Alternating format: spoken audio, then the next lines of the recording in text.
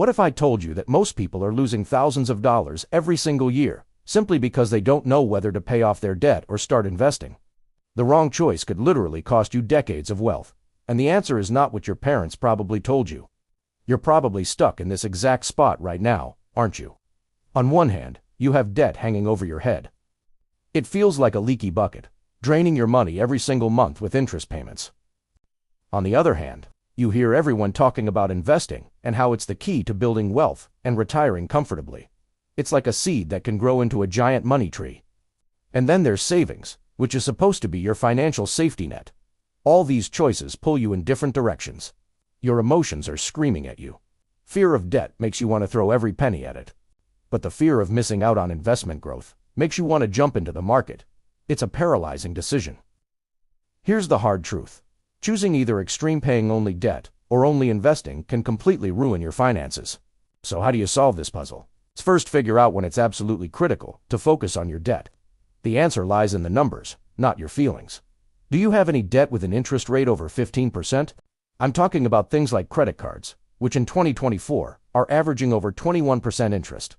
That's a financial emergency. Paying off a 21% interest debt is like getting a guaranteed 21% return on your money. You won't find that kind of guaranteed return anywhere in the stock market.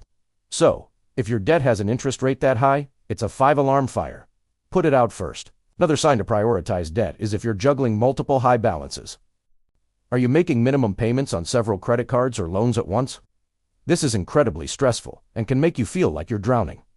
When your monthly debt payments eat up so much of your paycheck that you have no breathing room, that's another red flag. It restricts your cash flow and makes it impossible to handle any unexpected expenses. But there's one condition. You must have at least a small emergency fund saved up first, maybe $1,000. This is your buffer, so that when a small emergency happens, you don't have to reach for a credit card and go deeper into debt. So, to recap, if you have high interest debt, multiple balances stressing you out, or your payments are choking your budget, debt is your number one priority. Now, let's flip the coin. When does it make more sense to prioritize investing, even if you still have some debt? The most obvious answer is when you have a 401k with an employer match. Think about this. If your employer matches 100% of your contributions up to, say, 5% of your salary, that is a 100% immediate return on your money. Free money. There is no debt on earth, not even a loan shark, that costs you 100% interest. Turning down a 401k match is like literally throwing money in the trash. You should always contribute enough to get the full employer match, no matter what. The second scenario for prioritizing investing is when your debt is low interest. What's considered low? Generally, anything in the 3% to 7% range. This includes things like federal student loans, mortgages, or auto loans. Think about it. The average return of the stock market over the long term is around 10%. If your debt is costing you 5%, but you can potentially earn 10% in the market, the math is in your favor. By paying off that low interest debt slowly and investing the rest, your money is working much harder for you. This is especially true if you have a stable income and at least 1 to 3 months of living expenses saved in an emergency fund. The earlier you start investing, the more you benefit from the magic of compound growth, where your money starts earning money on itself. Starting in your 20s versus your 30s can mean hundreds of thousands of dollars more by the time you retire. So we've talked about the extremes. But what if you're somewhere in the middle? You don't have crazy interest debt, but it's not super low either. You want to invest, but you also want to be debt-free. What's the best strategy then? This is where the balanced approach comes in, and honestly, for most people, this is the winning ticket. It's simple, powerful, and it protects you from risk. Here's how it works. You take any extra money you have each month after your bills are paid, and you split it. You send 50% as an extra payment toward your debt, and you put the other 50% into your investments. Why is this so powerful? First, it reduces your risk. If you go all in on investing and the market has a bad year, you're still stuck with your growing debt, and now your investments are down. That's a double loss. But with the balanced approach, even if the market dips, you're still making great progress on paying down your debt. Second, it lets you build wealth and reduce debt at the same time. You're not putting your financial future on hold.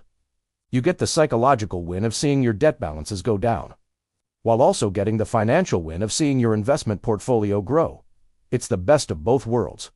You're attacking the problem from two sides, which almost always gets you to your goal faster and with less stress.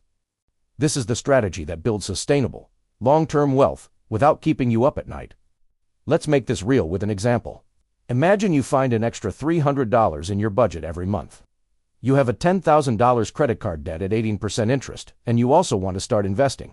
You have three choices. Choice 1. You throw all $300 at the debt. You'll pay it off faster, which is great, but during that time, you're earning zero in the stock market. You're missing out on all that potential compound growth. Choice 2. You take all $300 and invest it. Say you earn an average of 10% in the market, or an investment account starts growing, which is exciting. But meanwhile, that $10,000 debt is still sitting there, racking up 18% interest. The debt is growing faster than your investments, and the stress is climbing. You're actually losing money overall. Now for choice 3, the balanced approach. You take that $300 and split it.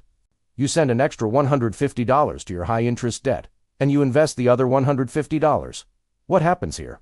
You're aggressively paying down that costly 18% interest, saving yourself a ton of money.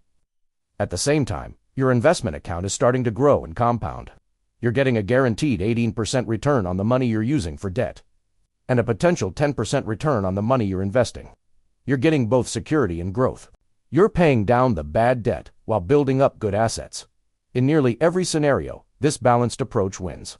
It gives you peace of mind and builds your net worth faster and more reliably. So stop letting confusion and emotion steal your money.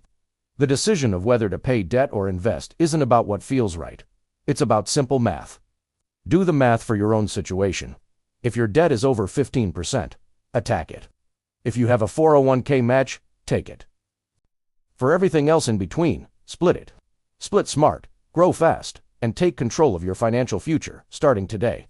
You have the power to change your financial story. Thank you for watching, and don't forget to follow for more tips to help you build wealth.